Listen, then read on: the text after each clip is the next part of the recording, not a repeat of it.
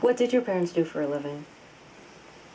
Well, my mother worked in the tax collector's office and as a clerk, and my dad had a variety of jobs.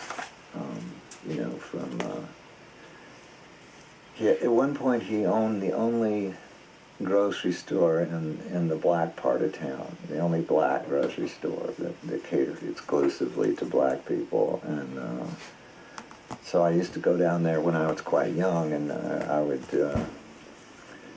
just put out in the back, and so it was unusual to me that I'd play all day with black kids, and then they'd bring me back to our, little suburb that we lived in, and it was all white kids, And then from there, he did a whole line of different jobs of being an insurance salesman, a truck driver, all kinds of different things.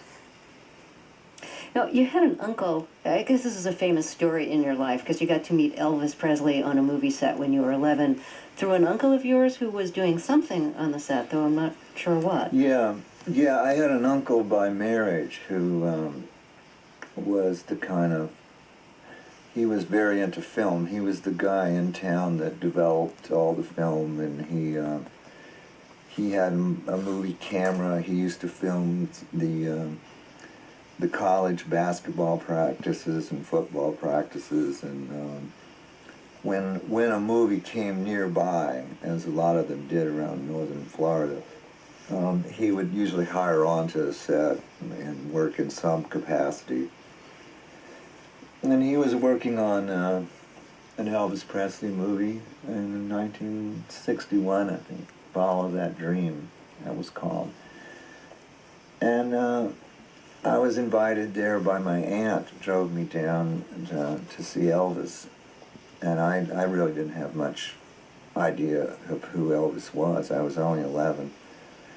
But we did indeed go there, and it was quite a circus, a lot of, as you'd expect, mobs in the street, and he was just back from the army, and but I didn't really talk with him. I mean, he just sort of nodded my way, I was introduced by my uncle as, these are my nephew, and my two cousins were with me, and he just, I don't remember what he said really, but I was very impressed by it. And when I went home, I kind of scoured the neighborhood and came up with some old Elvis records, and I started listening to them, and they really took me over. These were all 50s records. I had a friend whose older sister had gone to college and left this beautiful box of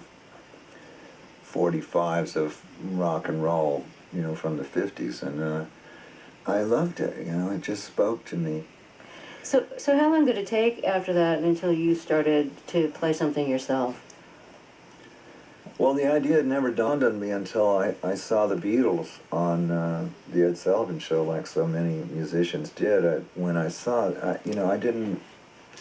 I didn't think you could just become a rock and roll singer. I didn't see how it could happen, because you needed to be in a movie and have the music appear on the beach and stuff.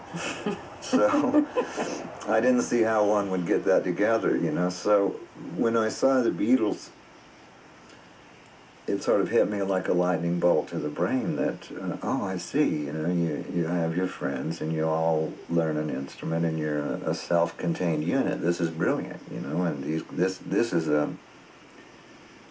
this looks like a great job to me. And apparently it did to lots of people, because very quickly after that there were bands forming, in garages all over town. And I was just one in, thousands of little bands that started then in around 64, 65. We're listening back to a 2006 interview with Tom Petty.